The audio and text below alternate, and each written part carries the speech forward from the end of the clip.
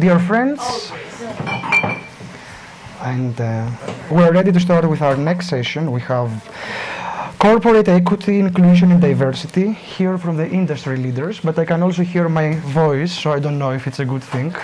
Yes, I will come a bit further. Yes. So we have among us Alyse Nelson, President of CEO of Vital Voices Global Partnership, and Natasha Martsekis, who's a board member of the Hellenic Petroleum group of companies. I have a problem with the microphone. And board member of Furlis Trade Estates and founding member of Ned Club Greece. We'll start with Alyse Nelson. I mean, everyone already knows what you are doing, and we're so proud and so happy to have you among us today. Alyse Nelson is a co-founder of Vital Voices and has worked for the organization for almost 22 years. Okay. Under her leadership, Vital Voices Under her leadership, Vital Voices has expanded its reach to serve more than 20,000 women leaders across 184 countries, I was told. She has spoken before the United Nations General Assembly, the Clinton Global Initiative, among other things, and she has been named one of the most influential people in global gender policy. Natasha Martsekis, who is also a member of the International Advisory Board of Greek House Davos, as I have already said, your different capacities. Straight to the questions, yes. Ms. Nelson, what does the pandemic leave for the agenda of female leadership? Well, I think that's certainly the topic everybody's talking about this week, at least in the discussions I go to. Well, I think certainly we saw the shadow pandemic, so we saw a increase of domestic violence and violence against women pretty dramatically during the pandemic, of a rise of about 50% in some places, 30% in others. We also saw, of course, women are the first to lose their jobs, the quickest to leave to take care of family members, so we see a huge decline in economic opportunities for women. And of course, I don't know if you all saw, the World Economic Forum actually said that women lost a generation of progress, about 35 years of progress during the pandemic. And so we have a lot we need to make up for. But I think what gives me hope is also what we saw in these past 2 years. We saw women rising up with innovative strategies, new solutions, a different kind of very compassionate leadership to really move nations, communities, countries forward. And so I think that's the piece. I have to be an optimist. Obviously, 25 years working with women leaders around the globe through Vital Voices. I definitely am an optimist, and that's one of the things that I have really seen in these last 2 years is women stepping forward, I think, with great innovation to serve their communities. Thank you so much. Natasha, how has the corporate governance landscape changed in Greece regarding female representation on boards? I mean, you are the ideal person to answer that question. Yes, thank you. Thank you. Thank you for giving me the opportunity, and indeed there has been a very important change which has happened in 2021. It's the new law of corporate governance that practically introduced the quota of 25% for Greek boards for listed companies. Having said that, I need to take a step backwards and explain to you where Greece was before that. Greece was one of the countries with the lowest percentage of women in boards. The real number was close to 5 to 6%, and this 6% also included family board members. So that was not an independent, nomination. Just to give you the perspective, France starts at 40+%, and Italy close to 35. So the law was really groundbreaking. It was supported by the Capital Markets Commission, which is also headed by a woman. And of course the government, but also the European Institute of Gender Equality congratulated Greece officially about the initiative. Very quickly, two things about that. The reason for the very, very low percentages has to do with two things. First of all, many of the board tenures were very, very long in duration. So women had a very small chance to be nominated and elected. And a second big reason for the very low representation was that many companies in Greece are family owned, and these companies potentially could be the best targets for corporate governance agendas, but they were very, very reluctant to take the initiative and look for outside help and improve their corporate governance. So family-held companies and very long tenures in, from male-dominated boards had taken Greece on the bottom of the numbers. But we're very happy with the introduction, so we look forward to see more women in Greek boards. That's fantastic. I'll just add to that, if you don't mind. It's interesting, in California, where I grew up, they actually had a law in the books from 2019 to 2021, basically saying you needed to have so many women on boards. It just got struck down.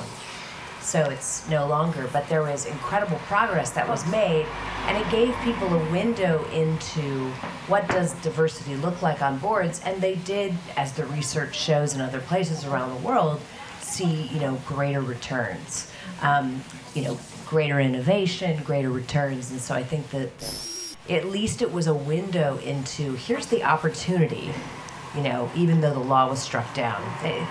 Quotas don't work, the United States is very anti-quota, unfortunately. So, I think, but having that little window, I think, was helpful, and the research is very helpful as well. You already answered my second question. How would you describe strong female leadership, corporate leadership? Should there be quotas, or do you really believe in quotas? Do they help? Well, I've certainly seen them help around the world. I think about, Afghanistan. Obviously, Afghanistan's in a very different position today, but, I think about how they said, okay, we're going to have 30% of the parliamentarians be women. And at a time when they were rebuilding, they desperately needed that, right? So I've seen them work around the world, certainly. I think what I have seen in terms of women's leadership, women do lead differently, actually. I didn't say, better than men, different. And that difference, though, in my opinion, is desperately needed in our world today. We saw that certainly during the pandemic. We saw, Jacinda Ardern, head of New Zealand, step up and be extremely compassionate, but also very fact-based, very much, this is what we're going to do, but I do understand. And having that empathy, I think, is extremely critical anytime, you're in crisis, which is why I think so often, the old line of, well, if Solomon Brothers was Solomon Sisters, we wouldn't have dealt with the financial collapse in 2008, right? Sorry, I mean, but I think what is true about that is that anytime you have diverse voices at decision-making tables, in boards, in governments, in the C-suite of corporations, you do have more voices to say, well, wait a minute, right? And I think that's the whole point, is making sure that not everyone is sort of, thinking the same way, that there are people who are going to think outside the box. Natasha, going back to you, how can Greek companies actually look at the gender gap as an opportunity for diversity and inclusion? It's actually a really good point, and follows up on what Alyse said. When the Greek quota was introduced, last year, there was a lot of criticism around it, and people said that why do we need the quota in order to, bring women to the boards, especially in Greece? And, I think the reason it got introduced was because the Greek market, the Greek corporate board market, was self-regulating very, very slowly. And it would take 45 years for us to reach France.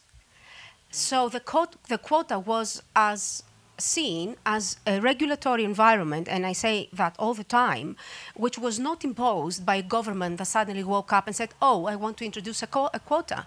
You had all these ESG funds who are shareholders of these Greek companies, and they were demanding that the Greek corporate boards are aligned with the ESG mantra around the world. So for me, I see the quota as a huge opportunity. A strategic opportunity for Greek companies. And, we have to get away from the tokenism aspect of it, which is like, I love the numbers. Go beyond the numbers. This is what we tell to Greek companies. Go beyond the numbers. See it as a strategic opportunity. Look at these, channels of women. Don't approach the female representation on boards as a one and done issue. And practically, use the quote as an opportunity to look at your diversity culture within your company. And for me, being on the board member of a company which is rather male, it's an oil company, I think the board and all boards have a very big responsibility in terms of overseeing, the diversity agenda of the workforce and all of the boards as well. So I think it's for Greece is an amazing opportunity. We have many women now on top spots. So leadership and board representation, I think they opened the agenda. We had many women here. We have, a Secretary General from the Energy Ministry. We have the president of the Capital Markets Commission. So I think you're the best example to make it more interactive. So it's a strategic opportunity for the Greek companies. Yeah. Alyse, we need your insights. Should we expect any policy or stakeholder initiatives in the near future towards that direction? What is your feedback on that? Oh, boy. Well, one thing I just want to add to what Natasha just said is that a lot of times people think, oh, just one woman on a board, that's enough, right? Yeah. And actually what the research found is that one actually doesn't make much of a difference, because if you can imagine, if you're sort of the X in a room of all O's, you're going to try and be more like the O's, right? You're going to try and assimilate. It's probably why women have such strong empathy, because they're often the only one, right? And so they have to put themselves in the other person's shoes. If you have two, often what they find is that those two are compared. The two women are compared. Oh, well, this woman thinks, sort of almost like pitted against each other, right? But if you have three, it all goes away. And you can see that in politics as well. Just back to my example of New Zealand, Jacinda Ardern in many ways could lead actually like with very strong female leadership traits because she was the third. But if you think about it, Jenny Shipley and Helen Clark, who came before her, actually, I think, didn't have that sort of freedom. We just, of course, lost one of the founders of Vital Voices, Madeleine Albright. She founded Vital Voices 25 years ago with Hillary Clinton. I was the baby founder at 12 years old back then, but just kidding. Anyway, wasn't quite 12.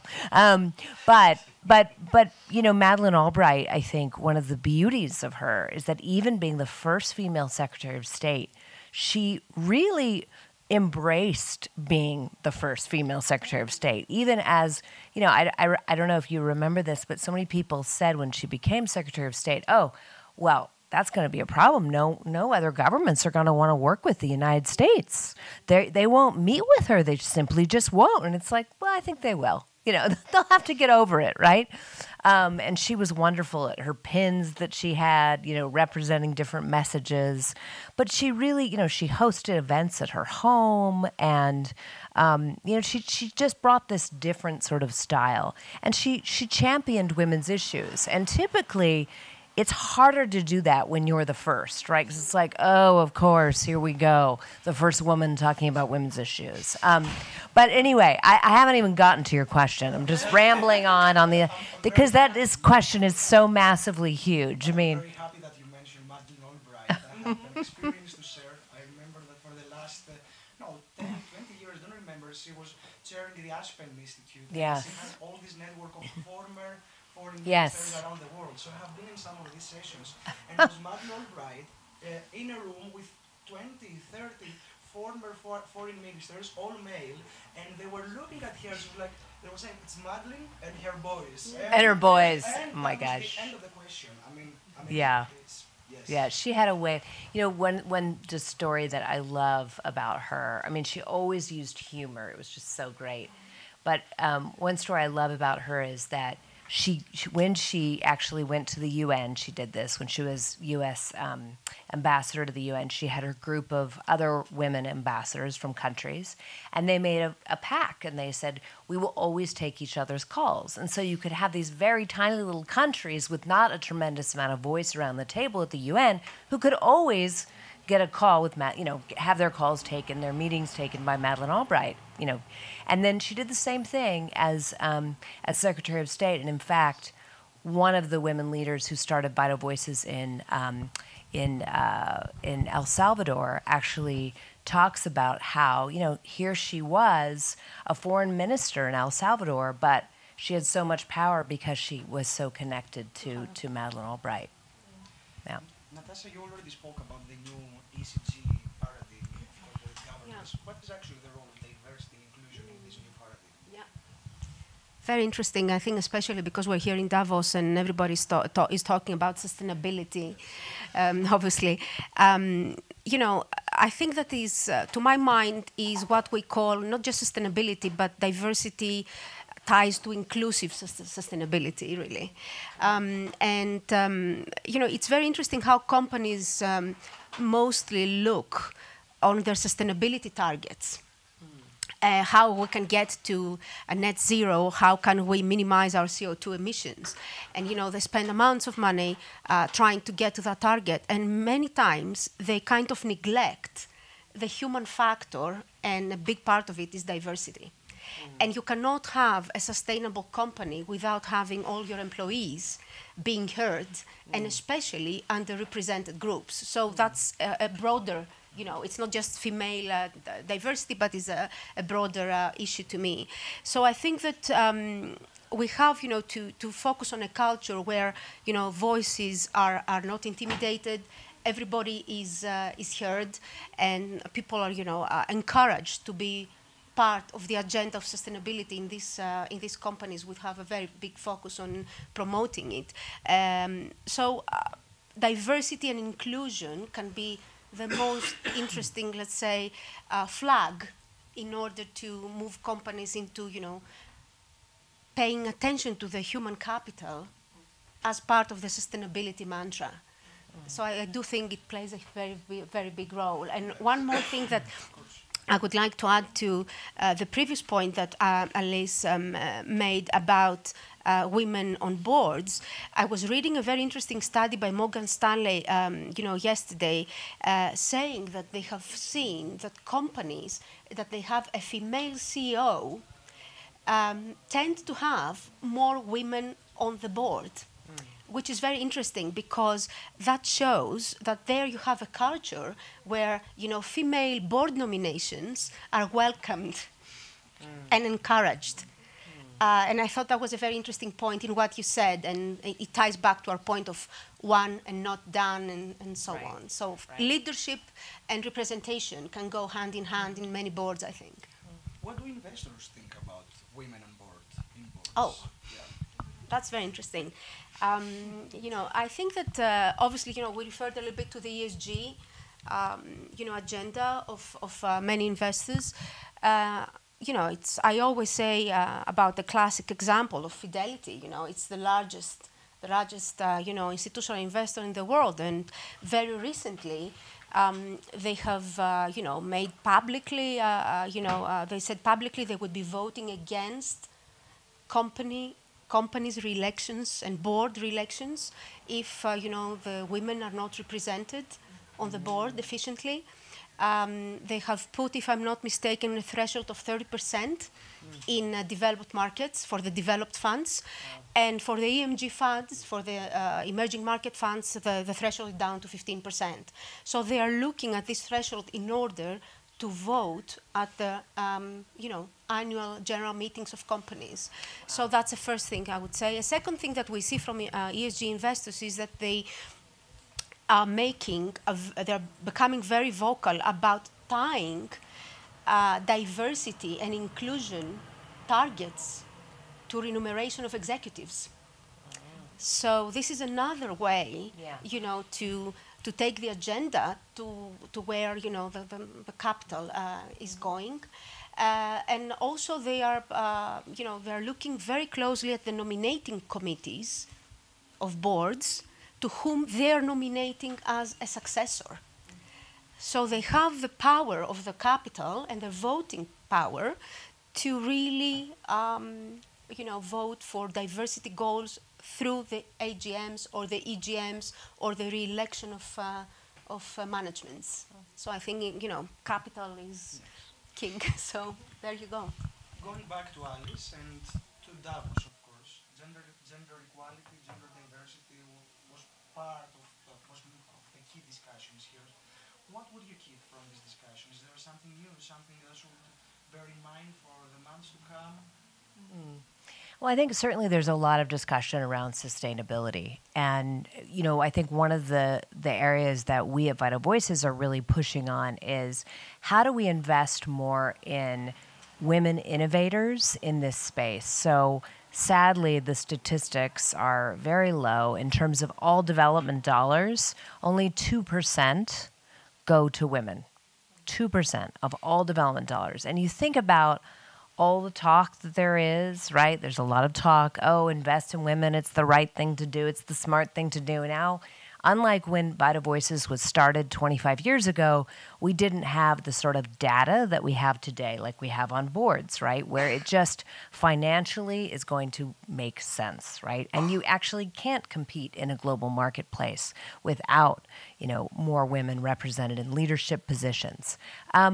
So I think, to me, it's really looking at that 2% and how do we expand it, whether it's investing in women, bringing solutions to climate change, because there are a lot of solutions out there that just aren't getting the sort of airtime and investment.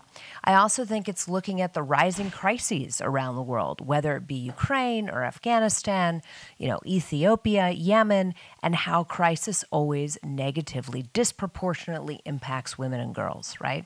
We see a rise right now. We're seeing terrible rise of violence against women, human trafficking, rape as a weapon of war in Ukraine, by Russian soldiers. So we're seeing that piece, right, that's holding women back.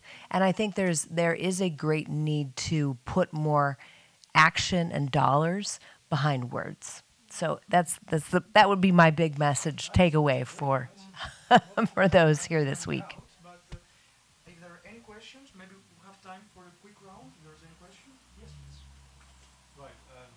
As you can expect, I'm very biased because I'm man, right? But I think the policies of the ESG is the pull kind of way or process in order to increase awareness and quality. Right? But do you think we should also invest on the push option, on the pull option, which is how families should educate male members? I'm a father of 2 boys, right? And I'm trying kind of to do my bit by kind of explaining to them that they are color blind, they are gender blind, right? And they just do everything on a meritocratic way.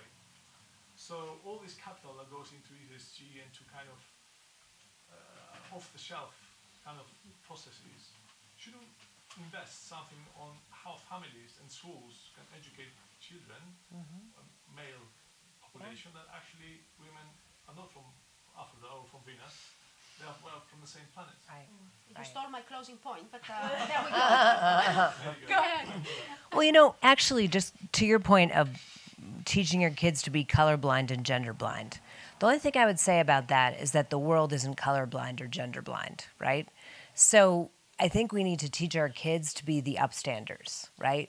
So to know that does exist. I have a young daughter, and I remember at one point in time, do I tell her that actually the rights and opportunities that her brother has, even in this country, in the United States, are greater than hers, right? At what point do I break that to her, right?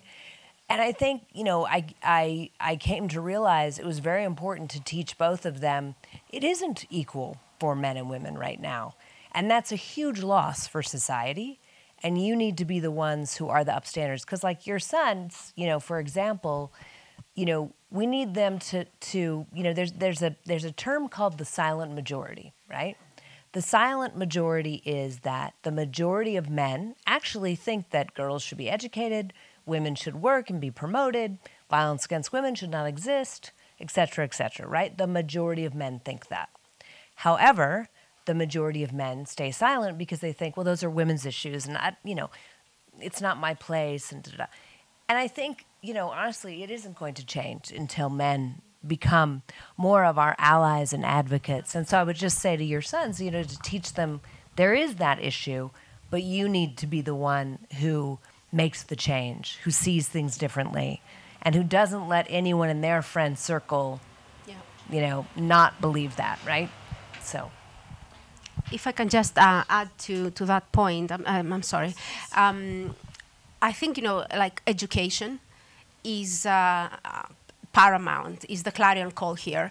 And I don't think that, female empowerment, let's say, or is possible without, men participating in this agenda. It's impossible. You can't empower yourself alone. That's my first point. The second point is that in Greece, if I can be more specific, I also have 2 boys. I think that, we have to educate, not just like the big centers, and so on. We have to educate like young kids in the periphery. There you can make a difference. Because I think that, teenagers in the city centers, they are more aware of what's happening, from the schools and so on. So, female empowerment initiatives that they are nationwide and they include boys at schools are a perfect tool, to my mind, of how we can push, the agenda forward. And obviously you lead by example. If your sons, they have a father who respects, equality, obviously, and if my sons, they see a mother that I respect equality and I consider myself equal, I think, yeah. Just a funny side note. My son, who is 5, recently said to me, I don't understand. Why is there International Women's Day and there's International Girls' Day? When is it ever going to be Boys' Day? I'm like, Boys' Day is every day. Every other day is Boys' Day. And he's like, he's still trying to like kind of get that. But, he. You have a question? Yes. I was going to say, I'll be quick. I'm a young woman in tech from the U.S., and I grew up not knowing that this was even an option, right? But I found that if I manage to get myself in the room, I'm able to do really amazing things, and that often the men in that room are very supportive of what I'm doing, right? They want me to be there. There's this channel that's that we need to figure out. So what advice could you give to people like me? How do we get more of us in the room? Well, considering you're in the room, you're best positioned to bring more women in, right? And I know that's often hard, right? When you're the only, as I was saying, but Madeleine Albright did it. Channel her, her power there. But I think it is about showing your value and then looking at, okay, who's not at the table? How do I make space for others to come along? Sorry to put that back on you. Yeah, I could not agree more. And actually, I will give you my example. When I was about your age, I got my first job in Wall Street. The first thing that happened to me when I walked in that door, I was given a mentor. So that's very important. And I think you always have to look for advice. Just ask. Don't hesitate to say, listen, what do you think? You went through this. How can I approach this? And I think that, knowledge and internet and women's empowerment groups are so abundant now. For us, it was so hard back then, especially when I went back to Greece and I worked for a Greek bank for 19 years. There was zero mentoring, support. So for me now, this is what I would like to do and give back. What I didn't we have. got opportunities for you. Yes, exactly. As a professional, for many years, I didn't have that kind of support in my younger age. So I'm sure that many women, like obviously a trailblazer like Alyse, who is recognized across the world, but in your local communities, there are always women who are happy to help you. Thank you. Alyse, Natasha, on behalf of Greek House Davos, thank you so much for being. Thank you.